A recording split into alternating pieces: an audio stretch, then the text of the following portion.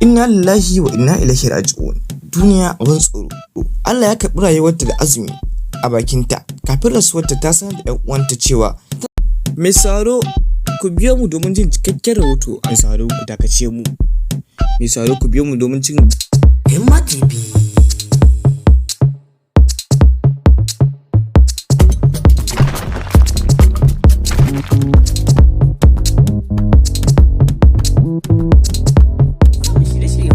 Tuntuban mu a kafafen sada zumunta na Facebook, Instagram, Twitter da sauransu duk a Himma TV, ko kuma ku tuntube mu a shafinmu na yanar gizo www.himmatv.com.ng.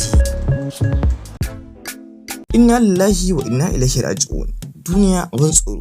Allah ya karɓi rayuwarta da azumi a bakinta kafin rasuwarta ta sanar da 'yan uwanta cewa tana jin aranta kamar ba za ta kai ƙarshen Ramadan ba. Allah ya kafarta mata ya sa aljanna ce hukumarta.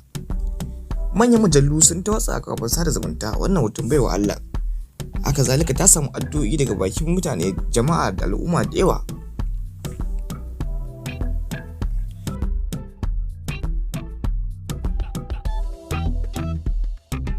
Ga abin da ya kamata gwamnati ta magance kafin ta hana daudu, cewa dan daudu Bobrisky.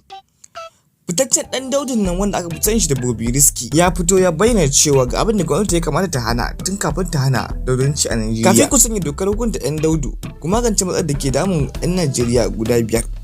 Na ɗaya, magance matsalar rashin tsaro. Na biyu, magance matsalar katsewar wutar lantarki. Na uku, magance matsalar ƙaurin sunan Najeriya a waje. Na hudu, kawo ƙarshen yajin aikin ASU. Na biyar, rage hawa farashin kayan masarufi a kasuwanni. In ji fitaccen ɗan daudun nan wanda aka fi sani da Bobrisky.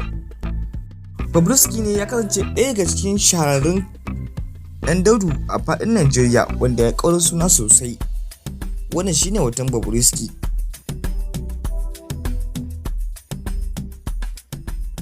A yau shugaban ƙasar Najeriya Muhammadu Buhari ya halarci tafsirin Alƙur'ani mai girma a babban masallacin gidan gwamnati na Abuja.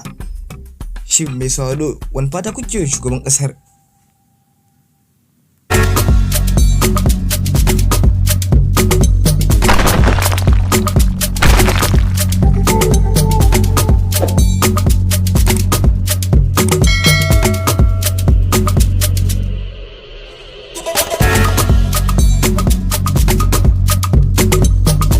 Da zuwa ta Himma TV. In yau ne farkon zuwan ka danna mana alamar subscribe, kana ka danna mana alamar ƙarfa domin samun shirye-shiryen mu. Za ku iya tuntuban mu a kafafen sada zumunta na Facebook, Instagram, Twitter da sauransu duk a Himma TV, ko kuma ku tuntube mu a shafinmu na yanar gizo www.himmatv.com.ng.